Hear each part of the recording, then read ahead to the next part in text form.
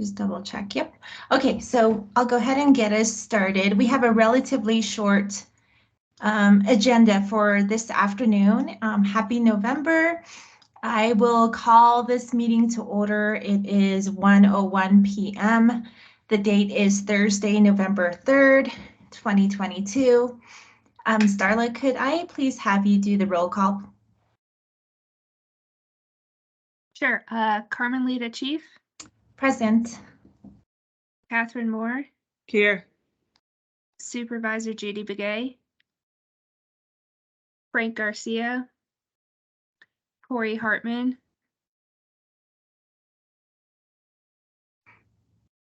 Meredith Heller. Here. And Beth, I'm sorry about your last name, First Straight. Almost first straight. I'm Okay. here.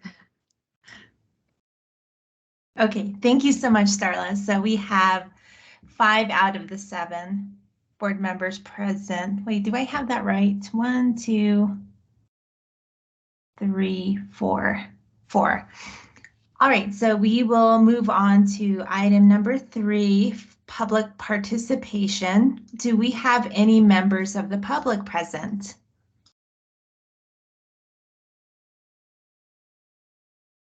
Okay, seeing that there is nobody piping up, we will go ahead and move on to item number 4, which is approval of the minutes from last month's meeting, October 2022. Board members, I will go ahead and entertain a motion to approve those minutes.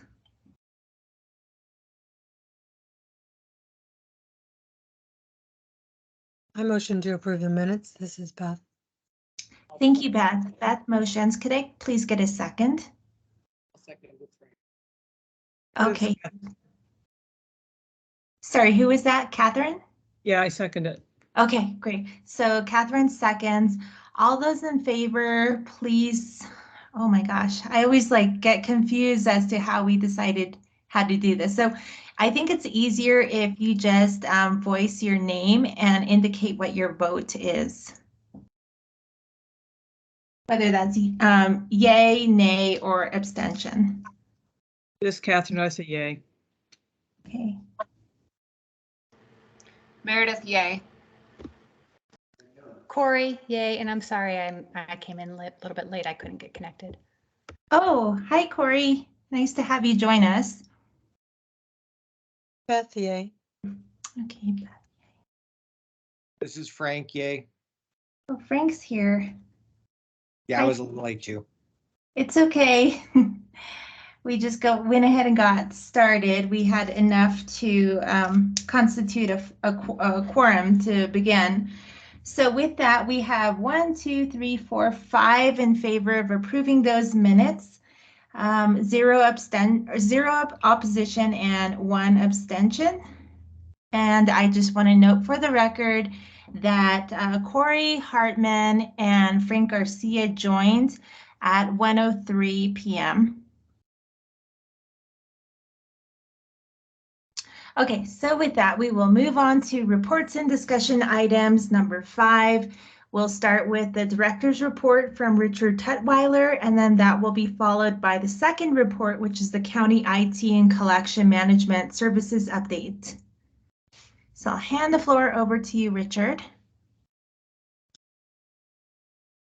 Great, thank you so much, Madam Chair and Board. Give me just a minute so I can share my screen here and we'll get on started. Everybody see that all right? Yes. Great. All right, so this is the director's report for November 3rd, 2022, and I'm going to go ahead and get us started with our library director recruitment. So as I'm sure many of you know by now, unfortunately, our recruitment was not successful this past go around. You're stuck with me for a little bit longer. The position has been reposted, and at this point, we're now doing it as what's called open continuous. So there's no firm deadline or time for which we will stop accepting applications for it. However, we are very mindful that as we approach the holiday season, it is likely that, we're not going to get as many interested or qualified applicants as we normally do. So what we're looking at right now is, we'll keep it open and see what we get in case we get that really exceptional applicant. But if we don't, we're going to go ahead and wait until after the holidays and then repost the position completely for a full other requisition, probably in mid-January. So that's unfortunately kind of what we're looking at. And we were very happy with the quality of candidates we got prior. Negotiations were just a little tricky due to challenges with the cost of living in Flagstaff and things like that. But if the board has any questions, I'm happy to take those right now regarding the director search. If not, I'll go ahead and keep moving forward.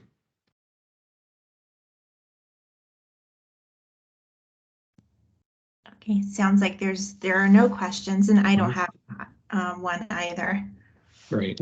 I'll keep on keeping on then. All righty, so our next favorite update, the ADA renovation for the downtown library front entry project. So, as before and as continues, we are doing this project to support an inclusive community and meet Americans with Disability Act standards. This project includes gently sloping walkways based on inclusive design, a revamped parking lot, and changes to landscaping necessary for project installation. And public artwork will go along the handrails, and there will also be an outdoor seating area for public use. Alrighty, so you see that is from this morning. We have our very first snow day, so we're very excited, and our concrete has a nice set of tarps all over it to protect it from the weather. And I hope you all like concrete because I will be talking about it at length. So concrete, we are in the stage where pours are pretty much, the bottleneck for this project, and unfortunately, it does remain an issue. We've been pouring two different types of concrete, one of which is a jet black, and the other is a more, filigree styled harvest gold. And unfortunately, with both of them, we've been having some problems. The first one that we did, the jet black pour, unfortunately, the subcontractor who is doing the concrete pours, they put some tarps over it shortly after they had poured it, and we had some high winds that night. The intent was to protect the concrete, but in reality, unfortunately, what happened is the concrete binded to some of the tarps, and then the high winds kind of smashed it into the non-cured concrete and then ripped it, back up. So unfortunately, when they took a look at that the next morning, it was non-viable, and they went ahead and, we ripped those slabs out, and we'll have to redo those at a later date.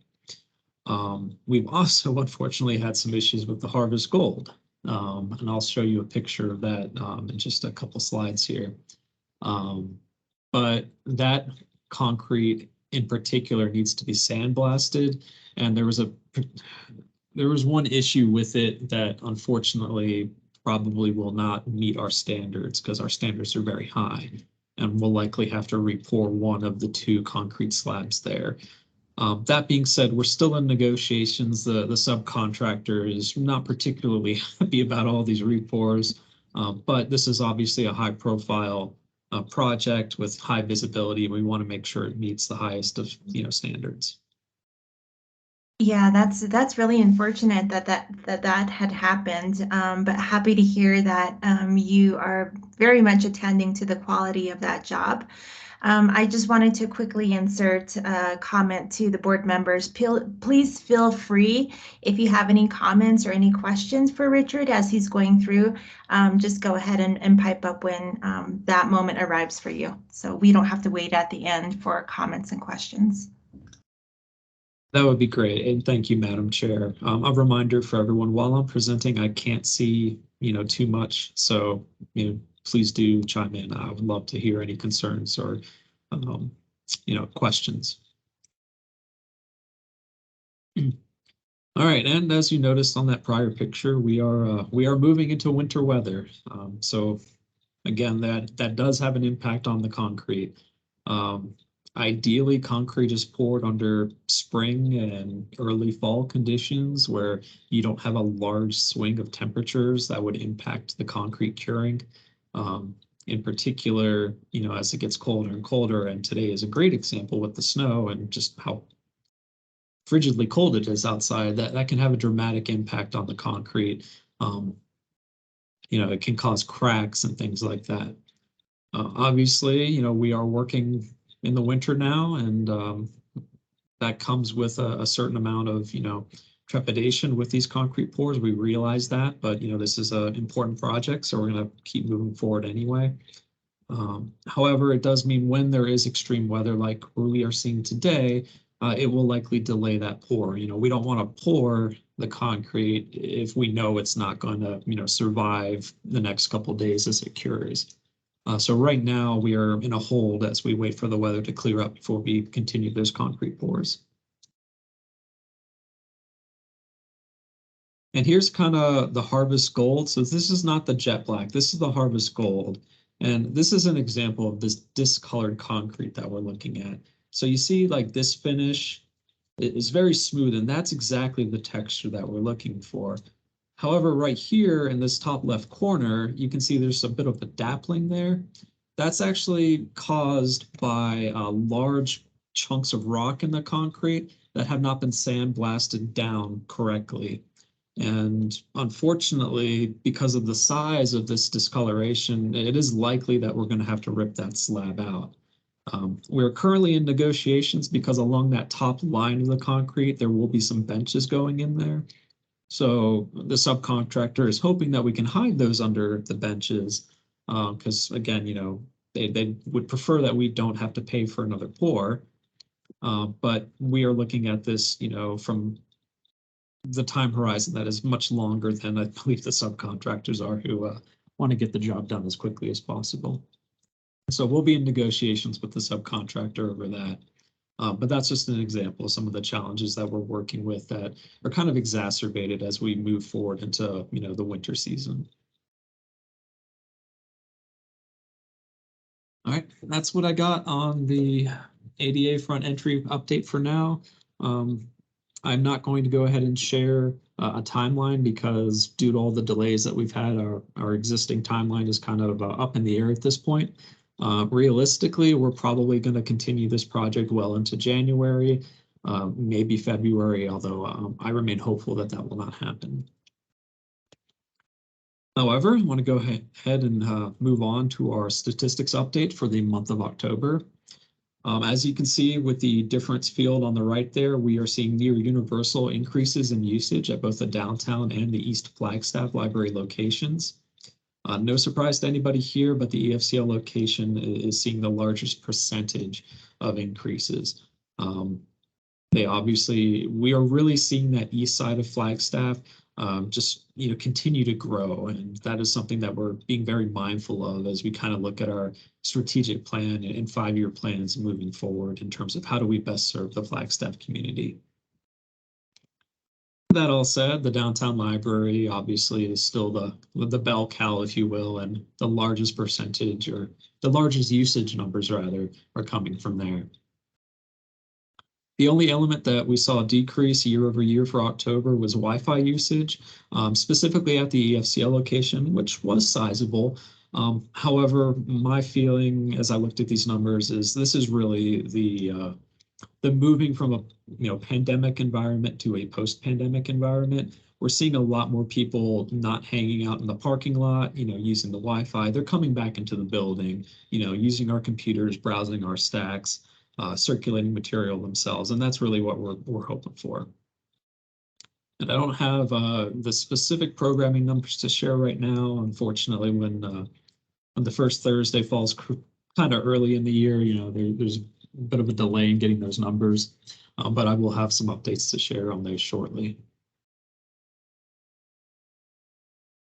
So we got a nice little picture of a stormtrooper here. Now this is taking place in our Palsmobile.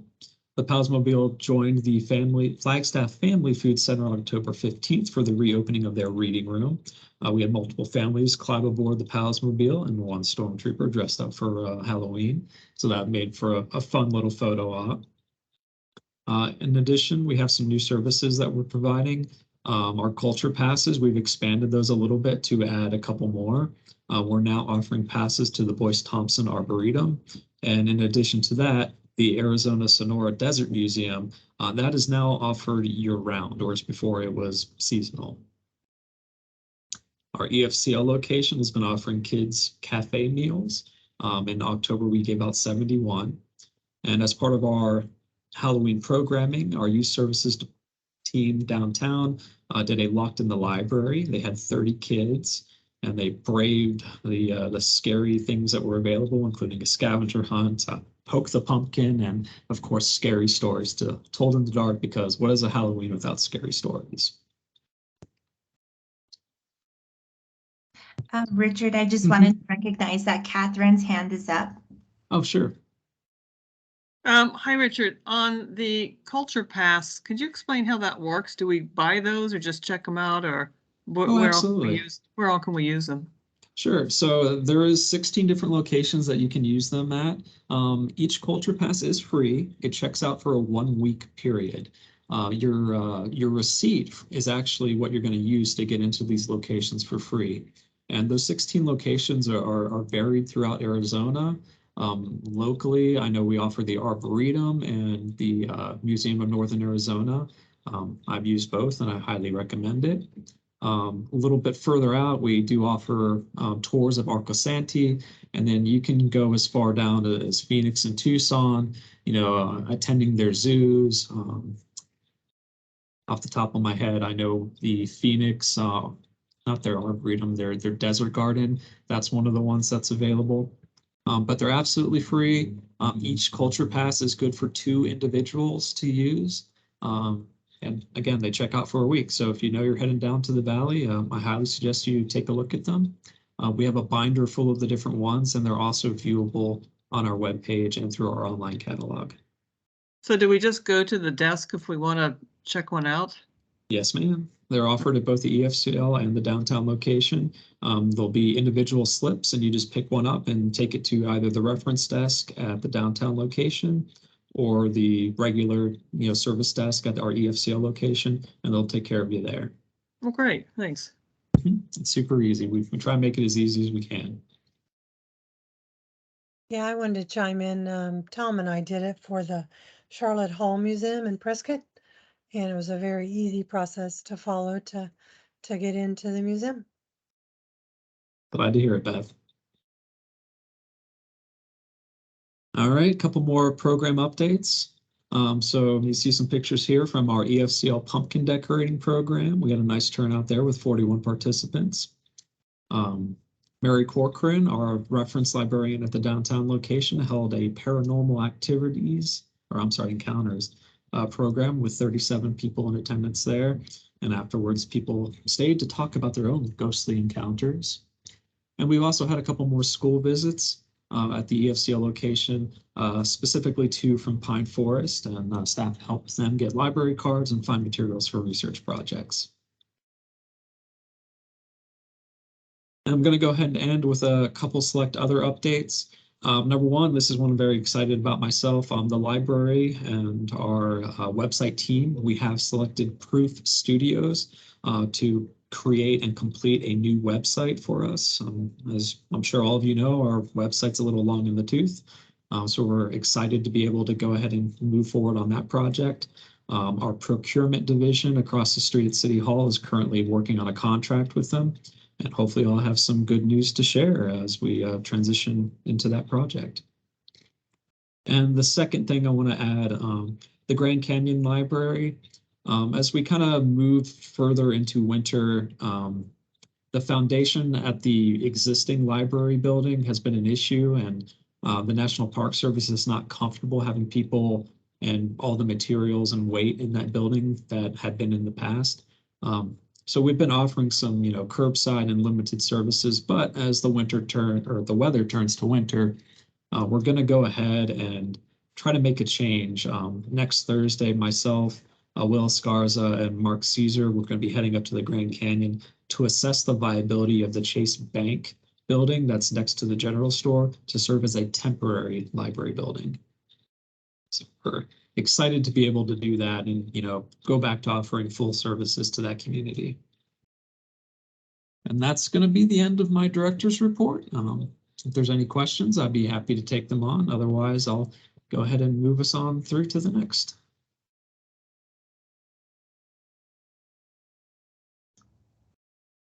Okay, I don't have any questions. Board, there's no other questions. Richard, you can go ahead and proceed. All right, well, thank you so much. I'm going to go ahead and head it over to our county IT team.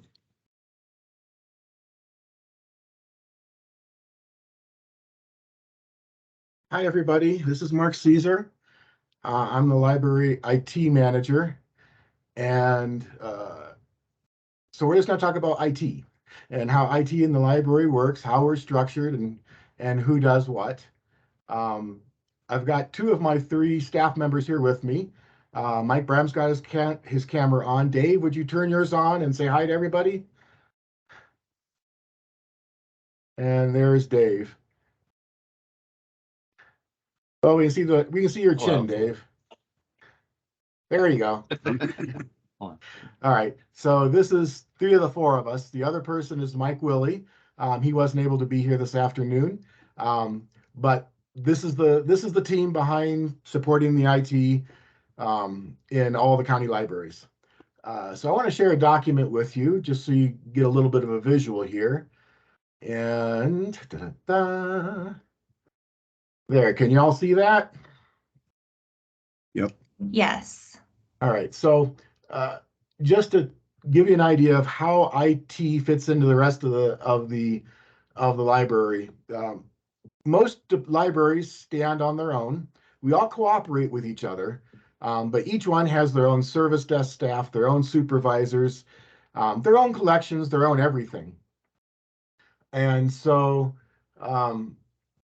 in that, IT works at all the different libraries together. We're a little bit different than everybody else.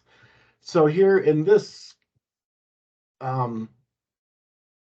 diagram of how we're structurally oriented here, library director at the top, right now that's Richard, who was just speaking, and then he supervises two deputy directors and myself, as well as the administration staff. And then each of the deputy directors is responsible for different libraries. And then the IT staff, we spread ourselves amongst all the libraries. And this is me right here in the middle. And what this is I'm the IT manager. And so I'm the supervisor. I handle E-rate funding, web filtering, purchasing, project planning, things like that. And then the other three people in the department are an IT analyst, which is Mike Brem, and he's responsible for all these different aspects. And we can talk about any one of those that you like, but Koha is our integrated library system. That's the library catalog. That's the system that allows people to check things in, check things out. Office 365 and Teams, which is what we're using right now to have this meeting with. The AMH, the automatic materials handler, that's the book sorter in circulation. PC reservation, that manages our computer software, our computer sessions on the public access computers. That's what gives everybody an hour or 2 hours a day or whatever the limit is for each particular library. LPT1 is our printing software. That allows us to charge for printing. BookScan is a scanner designed for libraries to make scanning either documents or large format items. ScanX is similar to BookScan, just different kind of scanner. And also he is the liaison to the city on our phone system. Our network administrator is Mike Willie. He's in charge of our firewall, the routers, the switches, all the network infrastructure at all the libraries, including Wi-Fi. He also handles server maintenance for us, image updates, image deployment, and hardware deployment. When I say image, that's basically all the software loaded on a computer. We do a lot of copying. We make one image and make a lot of copies of it. And then we have our application support specialist, which is Dave Botts. He's in charge of Aspen, which is our online catalog. The website, which Richard said, we're working on the RFP to get a new exciting website. Our proxy server, all of our third-party integrations. Think of that as all of our online licensed resources. ebooks, databases, things like that. He also manages the technology end of our local archives, and then our cloud services, anything that comes from the cloud. So as you see, there's quite a bit here for the 4 people here that we all work together and provide. And there's always a little bit of overlap. While I'm in charge of E-rate funding, I'll go to the other guys and get help. While Michael's in charge of Wi-Fi, sometimes some of the rest of us need help with that. So we all do a little bit of everything, but this is just kind of an idea of who's responsible for what. So to break that down even a little farther, the biggest thing that we're responsible for as IT staff is the infrastructure, the IT, information technology infrastructure, that keeps the libraries running. And I just wanted to show you this page to give you an idea of how much is involved in that. So we have our library domains and workgroups, which is servers, Active Directory, user accounts. We have network, gateways, firewalls, routers, switches, wiring, firewall, Wi-Fi, all that stuff. Then we have hardware. We have staff computers, public access computers, mobile devices, the automatic material handlers, RFID pads, wands, security gates, laser printers, release stations, print release stations, barcode scanners, receipt printers, document scanners, microfilm machines, assistive technology. That's for ADA compliance. Then we have all the different software suites that we support, such as Office 365, Adobe, PCRes, LPG1, Deep Freeze, ESET.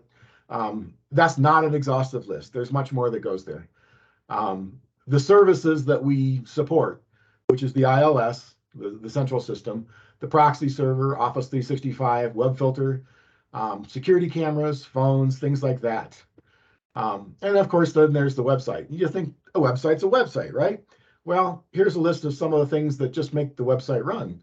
ADA compliance, which is a big thing, daily content updates, online licensed resources, local databases, local archives. There's a lot of things that go into all these different things. So there's a lot that goes into our infrastructure, and this is just everyday, ongoing, never ends. And like I said before, not an exhaustive list. And then the second thing we do a lot of is help desk.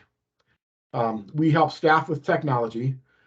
Sometimes we help the public too, but generally speaking, the public services staff is the frontline technology support for the public. If they get into a point where they can't figure it out, then they call us. But we do have an official help desk. We just have to keep everything working, and that's what the help desk is. Staff development, both the IT staff plus library staff in general, because as you know, technology is always moving forward. There's always something new to learn. There's always some new tool that we're trying to implement. So we try to support all that. Plus other projects that get assigned, and that kind of goes into initiatives. For example, grants. Many library grants have an IT component to them, whatever it may be. Right now, Kinney at the downtown library, she got a digital literacy grant. So we got 10 tablets of some kind. I forgot what they were HP, I remember that. So that she can teach people IT basics. How to log in, how to do email, how to edit a Word document, simple things like that. But again, it's her grant, but IT has to support it too. And then new technologies, things that happen internally, things that we want to change. For example, one of the things we're looking at now is Wi-Fi printing. We're kind of behind the curve on that one. We should have had it already, but we're working on that one. So that's an internal improvement we like to make. Plus, then there's external things that happen. For example, not too long ago, all of the iOS, the Apple devices, changed the security for their Wi-Fi. That forced us to change the security on our Wi-Fi so the Apple devices could connect. It wasn't something we were planning on, but as an external factor, we had to deal with it. So there's all those things. And of course, as Richard was talking about earlier, there's building projects, and whenever that happens, IT gets involved. For example, at the very end of Richard's presentation, he talked about temporarily moving the Grand Canyon Library to a different location. And that means for us moving all the computers, but also moving their internet access point. The existing library is a historic building, and we have CenturyLink as our ISP there. For the bank building, since it's not a historic building, we have some other options, and I'm hoping I can get a different company in there and get us a little better speed. But again, just the fact that it's a building project, we get roped into it at some point in some way. So here's a list of some current projects. Again, this is not an exhaustive list. This is just things that we're working on right now. Richard mentioned the website RFP. We've landed on a vendor. As soon as purchasing gives us the go-ahead, we'll go ahead and start working with that vendor to design a new website for the libraries. And it will be, and this project covers all the libraries in the county. The Flagstaff website is by far the most complex website of all the libraries because we're the biggest library, but all the libraries will get a makeover for their websites. We're working on updating the hardware in the community rooms. So far, we've got downtown kind of half, maybe 2/3 of the way done. And what that means is we're replacing old data projectors with big televisions on the walls and new computers and all the new hardware that goes with that. So we're working on that one. One thing that staff has asked for are articulated arms for the service desks so that when different people come up to work at the desk, we have some very tall people, some very short people. And being able to move the monitor to meet their needs should reduce RSIs and make them more comfortable doing their job when they sit there for hours. So we're working on that. We're installing new security cameras at both the Flagstaff libraries and at Tuba City. We're right in the middle of that one. I think we're at the point where we're just ready to install everything. It's already configured and on the network. We just need to get them installed. This year, it's a big year for replacing computers. We try to replace a few computers every year. This year happens to be both Flagstaff libraries, Williams and Forest Lakes. All told, that's going to be probably close to 200 computers, maybe a little more. But again, a lot of them are copies of each other. The staff computers are all unique, but the public computers are all copies. So it's not as bad as it sounds.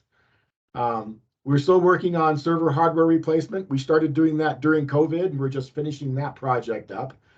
At the same time that we're updating our servers for our local services, we've moved a lot of our services into the cloud. Most notably, our ILS is now in the cloud. So when you come and search our library catalog, that's in the cloud. So even if the power is off at the main library where the server is located, you can still search our library catalog. When our new website goes live, it will be in the cloud. The existing website is still in our server room, but the new website will be in the cloud. Our proxy server has moved into the cloud. So there's a lot of services that no longer depend on our local infrastructure to serve the public, which is a good thing. We're working on credit card payments. Because a lot of the fees that the library charges are small, like copying 15 cents a page, using a credit card just doesn't make sense because the bank charges us a huge fee just to get that 15 cents. Even so, we're moving forward with it, and there are some bona fide needs for this. So we're trying to get credit card payments made, get the configuration set up so that we can do credit card payments. Imagine, if you will, that you checked out a book, took it home, and your dog ate it. We, of course, know that never happens. But so then what we do is we put a bill on your account that says, now you owe us $30 to replace that book.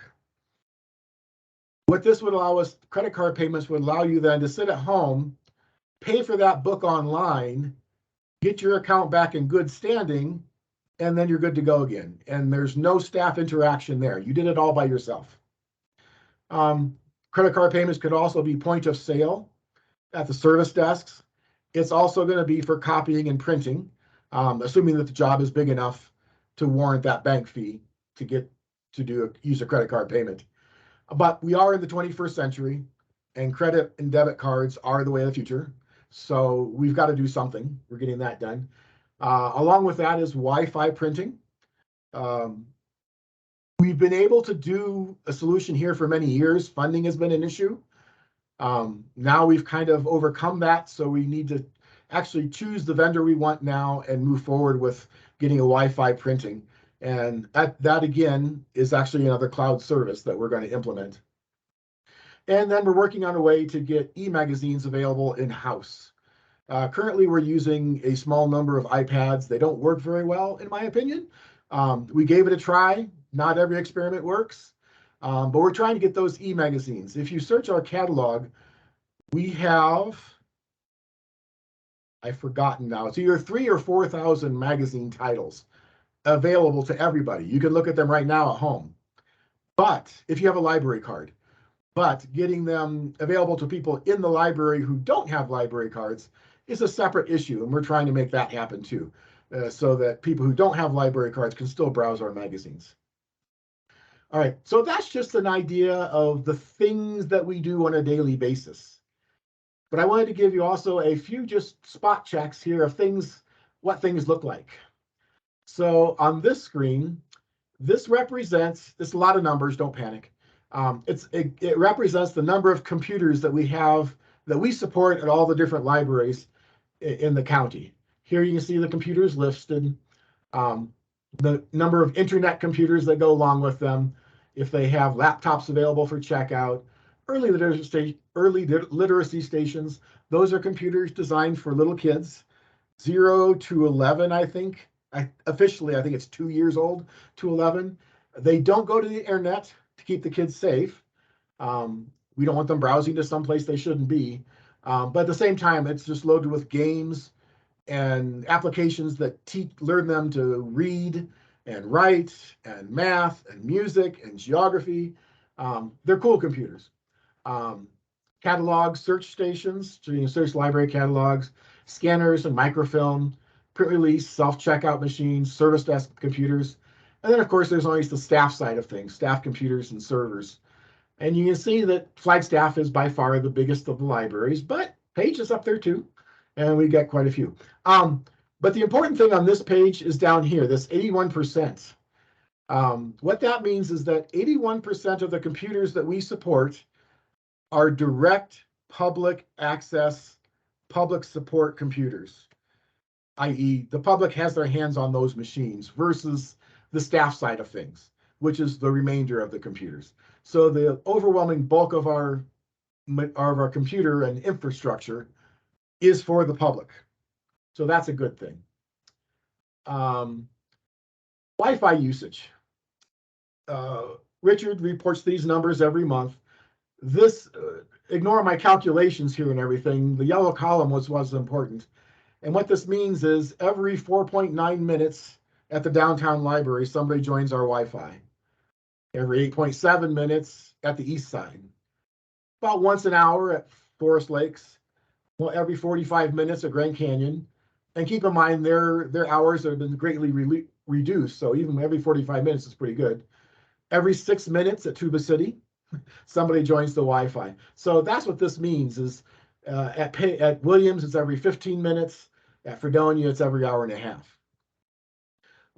So that gives you an idea of, just imagine every 5 minutes, every day that we're open, somebody is saying, yes, I want to join your Wi-Fi. To me, that's pretty substantial. I think that's pretty good. But this fluctuates, of course, from month to month. One of the things that I'm responsible for is E-Rate. E-Rate is a federally sponsored program through the FCC. It started under the Clinton administration. And what they do is they provide funding for schools and libraries to pay for their internet. And if you think back to the turn of the century, paying for internet was a big thing. That was a new part of your budget that you didn't really budget for, and it was expensive. So they started this. Each of you pays for this, by the way. When you look at your monthly phone bill, whether it's a cell phone or a landline, there's a charge on there called a universal service fee. Sometimes that verbiage changes from company to company, but it's universal access, universal service fee, something like that. That's the FCC collecting money from you, and then I go and ask the FCC for that money. And as you can see, we get about $30,000 a year through this program. And that pays about 2/5 or 3/5 of our internet costs. The amount of the discount is based on the number of kids at the local school district on the free and reduced lunch program. They use that statistic as a measure of the need in the community, and then our discount follows that need. For Flagstaff, that's 60%. So whatever internet costs we incur, they pay 60% of it, we pay the other 40% of it. So that's one of the things. So that's just a few snapshots of the things that IT does. Another thing that we didn't talk about here very much that I blew over really quick was web filtering. We're required by state law, and if we want to get federal funding, we're required by the feds too, to filter the library's internet. Really, it's the very minimal amount of filtering that we can possibly do and get by. Lots of libraries, you can filter as much as you want. That's up to the local libraries, but we take the absolute minimum, which means pornography. So we filter for that, and but that's a whole nother system that we keep going. It's in the cloud, but it's another one of those things that we do. I mentioned earlier, like Mike Brem, he manages Office 365 and Teams. Those are in the cloud now, and those are huge services that take a lot of work in the back end. Keeping the website up to date and the proxy server working. All these things happen in the background, which brings me to my conclusion is that if we do all of this right, everything that I've been talking about as far as technology goes, if we do it all right, we are invisible. And that's the way we should be, and we want to be invisible. So there is the satellite view of library IT in Coconino County. Any questions? Thank you so much, Mark, for that very informative report. Gosh, you guys do so many things, and I have such a great appreciation for everything that you do seamlessly. And you are living up to your desire to be invisible, because gosh, that is a lot. And I think a lot of us and the public take that for granted. So thank you again for all that you do. I'm going to turn it over to the board for any questions or comments.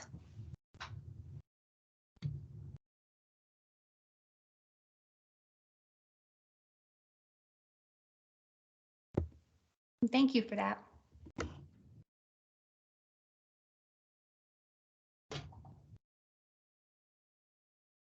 Okay, seeing that there is no questions and no comments, thank you again, Mike, Mark, and David for being here and for all that you do and providing us with greater insight into the IT aspect of the library's operations.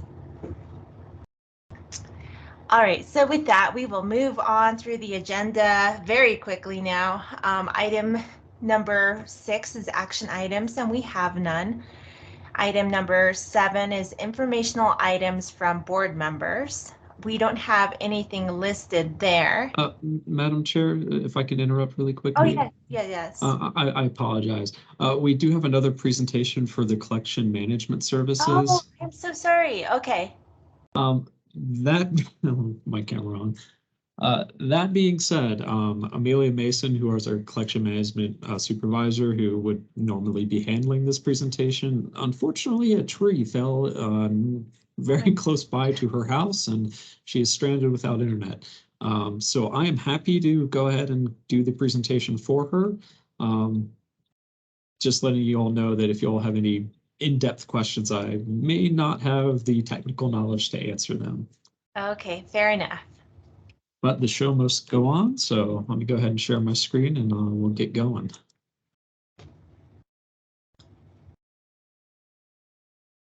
All righty, can everybody see that? Yes. Yes. Great. So collection management services. So what is that? So they're the wizards behind everything that we do, basically. They handle the purchasing, cataloging, and processing for the Flagstaff and county libraries. So that includes all the materials that we all love to take home with us.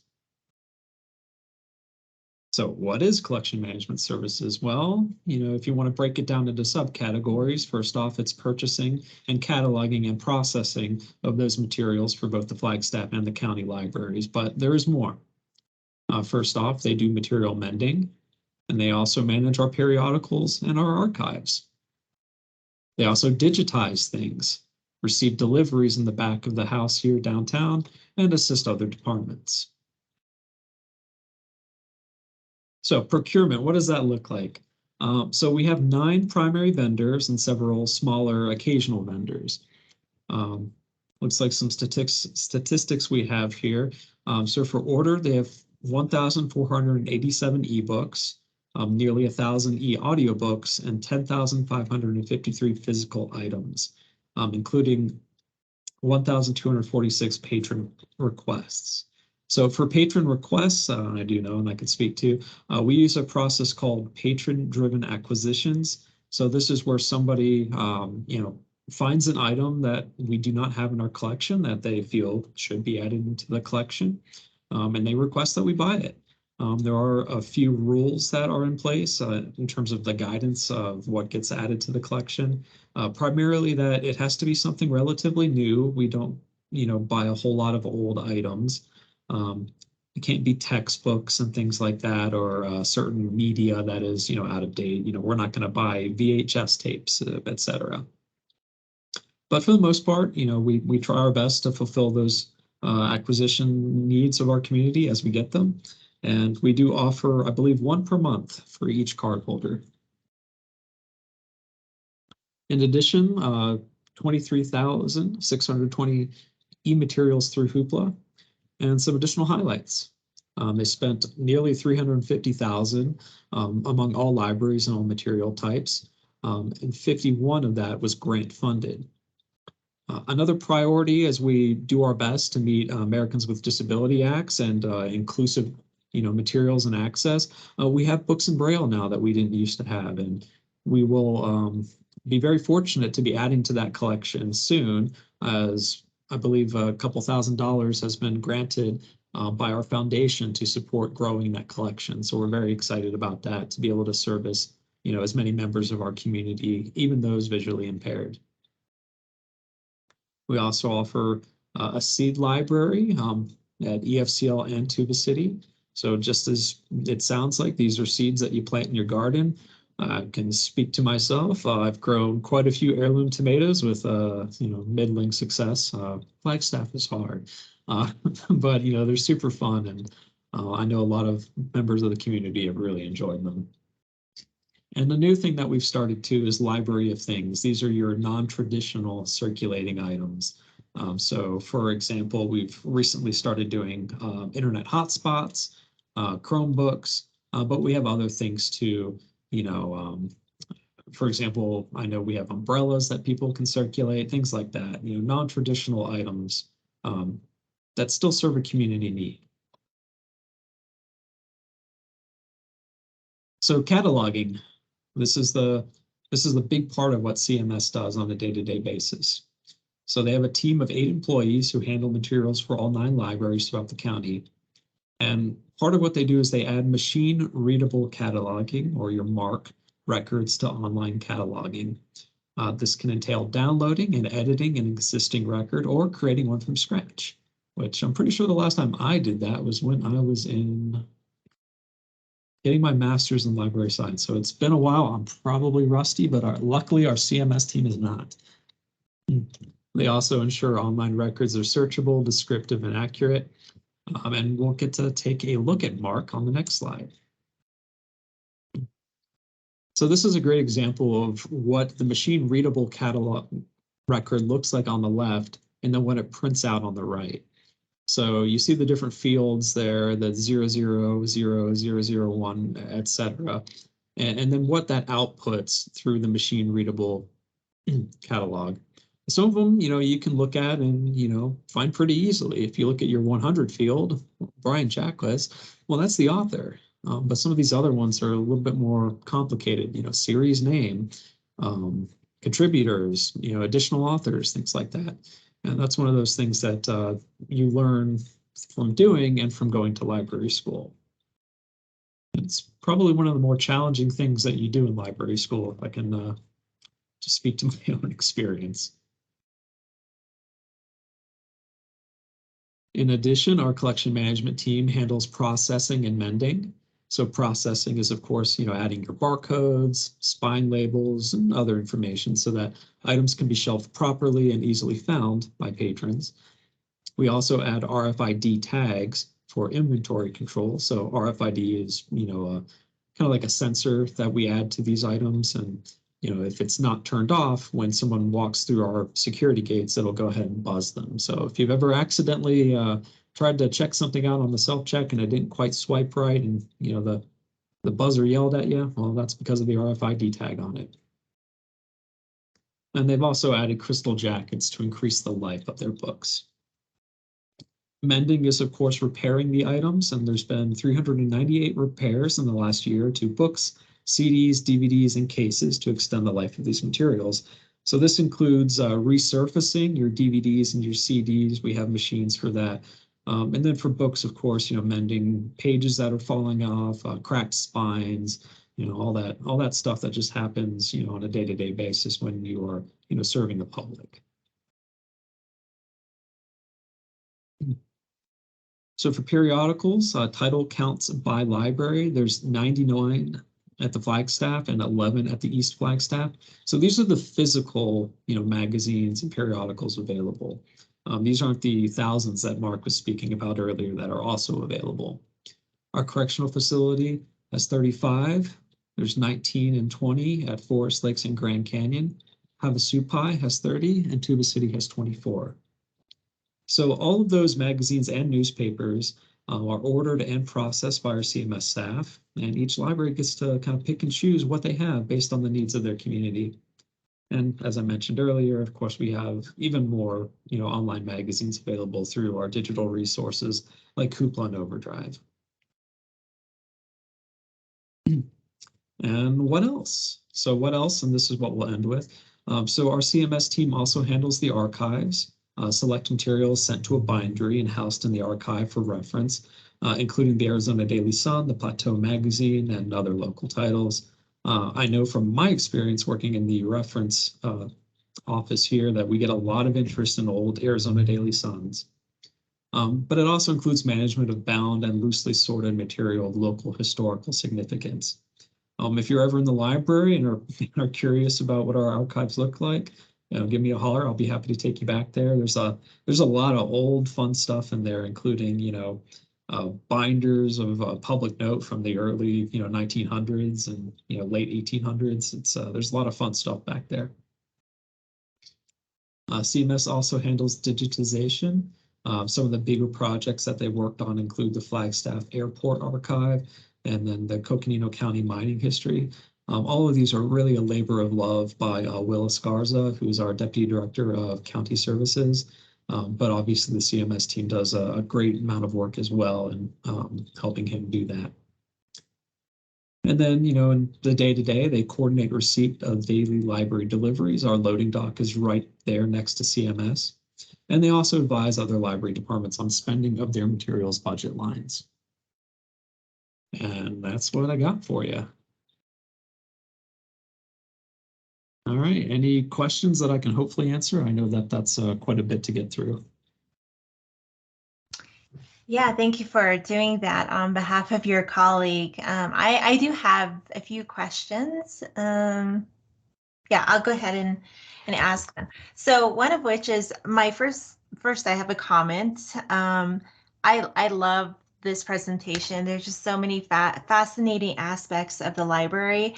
And so I'm on TikTok, and one of the things that I follow is I actually follow library TikTok because I like to see like the inner workings behind the scenes, like how library staff prepare books, like putting that protective cover on and stuff. And so I'm wondering, does the library have something like that? And if they don't, I think they could definitely benefit from behind the scenes type of TikToks like that. So I know specific to TikTok, that is not a social media platform that we currently, utilize. I believe that there are security concerns citywide with that particular one. I will say that we do have numerous YouTube videos and things like that that showcase some of the library services in, non-traditional ways off the public floor. But I'm not sure off the top of my head if we have one for CMS. So that is definitely something I can speak to our CMS supervisor Amelia Mason about and see if that's something we can get going to, kind of, put the veil aside and show how everything works on the back end. Yeah, I love the idea. that would be awesome. I was just looking at my phone. I know Klein Library has a TikTok, so maybe that could serve as somewhat of a format locally. My other question is around audiobooks. So I'm an avid outer, I guess, for lack of a better term, of different audiobooks. And so occasionally I'll get an update saying, oh, like for something that's really popular, like maybe I'm the 8th person in line for it. And then all of a sudden I'll get an update saying, oh, your library has acquired another copy. So how do you determine when another copy is needed for purchase? Sure, and that's an excellent question. So that actually goes back to what I was speaking to earlier with patron-driven acquisitions. So what we do is we really utilize and look at those hold lists on popular items, and after they hit a certain threshold, and it's different for every type of material. It's going to be different from DVDs and different from audiobooks than it is from a regular book or an ebook. But I believe it's 8 people in line for an item. So if there's 8 people in line for an audiobook, then we go ahead and request an additional one. Oh, So it is all tied to how much, community demand that there is for it. gotcha. All right. I feel like I had another question, but I can't recall what it is. I'll just go ahead and see if my fellow board members have any other comments or questions. Hi, yeah, this is Corey. Thanks for that presentation. I do have a question about the Hoopla versus Overdrive. And do you know how the decision gets made whether a book will be available on one platform versus another? So that's a little tricky because oftentimes it depends on the actual publisher of the material and their own negotiations that occur between Hoopla or Overdrive. I can say from a library perspective, both of those systems are a little different. For Overdrive, we actually buy a license to a material. So we'll buy the license and say, okay, you can have this one item, this one digital item that can go out to one person at a time, and you can have it for a year and you pay once for it. So, in terms of return on investment, if there's a lot of usage, that's great for the library. If there's not, then you're paying a larger upfront fee that's not getting used as much. For Hoopla, they use a different service model, which is called cost per circulation. So regardless of the license, we don't actually pay for the licenses. We have access to their full suite of material, and we pay for each individual community member with a library card who checks something out. So if we have one person who's really interested in one niche item, that is offered through Hoopla, that's great because we pay a small fee to Hoopla. The individual accesses the item, and we don't pay that larger licensing fee to have a certain amount of circulations or access time to it.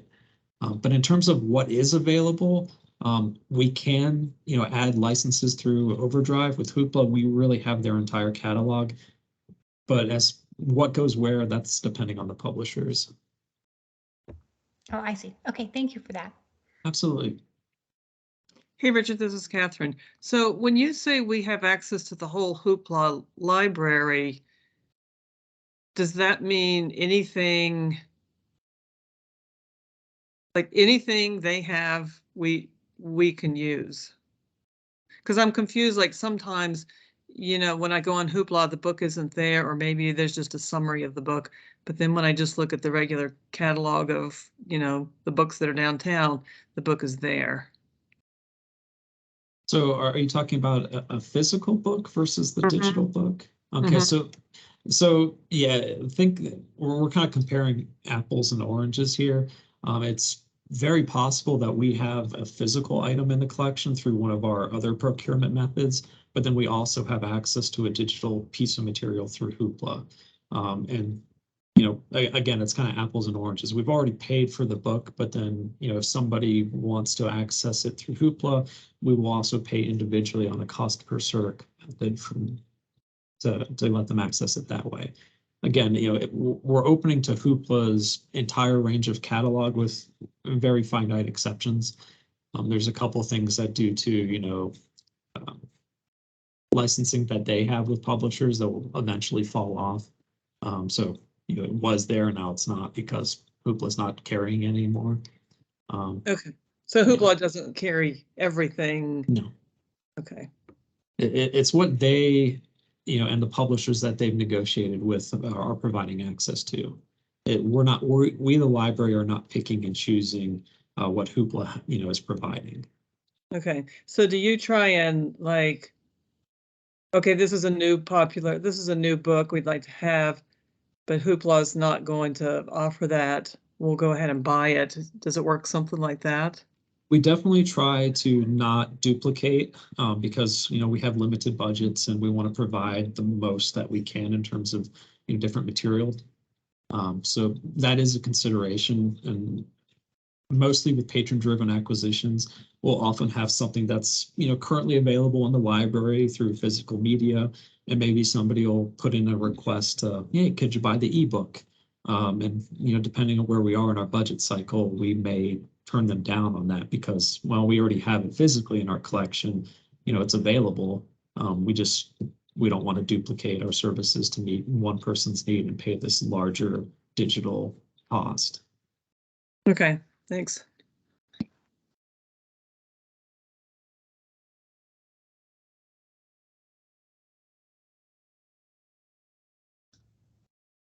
Any other questions? Okay, I will go ahead and take that as a sign of no further questions or feedback. Thank you, Richard. So I think we last left off on item 7, informational items from board members. We don't have anything listed there, but I'll just kind of leave it open if you have any related announcements that you want to share, board members.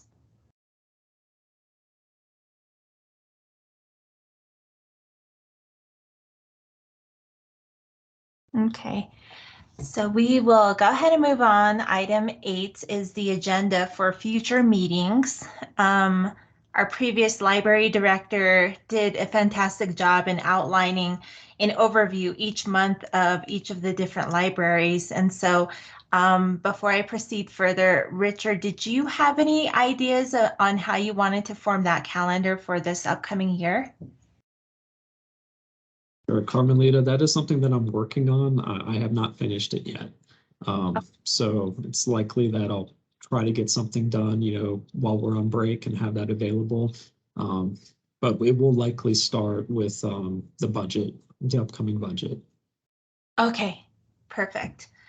Maybe I can also make a recommendation that if board members, if you have any items that you're particularly really interested in learning more about related to the library and its operations, I would say email, let me see, Starla and Richard by the end of this year, so December 31st. Just email them your suggestions for items that could be added to that calendar. Okay, item number 9 is our next board meeting, and that is scheduled for January 5th, 2023. And I'll just note that we do not have a meeting next month. It is one of our vacation, quote unquote, vacation breaks. So we'll resume back in the new year. So with that, I if there's no other comments and no other feedback, I'll go ahead and adjourn this meeting at 2:05 p.m. And I just want to thank everyone for joining, giving up your time, providing your comments, insights, and I wish you all a happy holiday season, and I'll see you back in the new year. Thank Have a good day. you. Thank you. Thank you. Thanks. You too. Bye-bye. Bye. Thank you, everyone.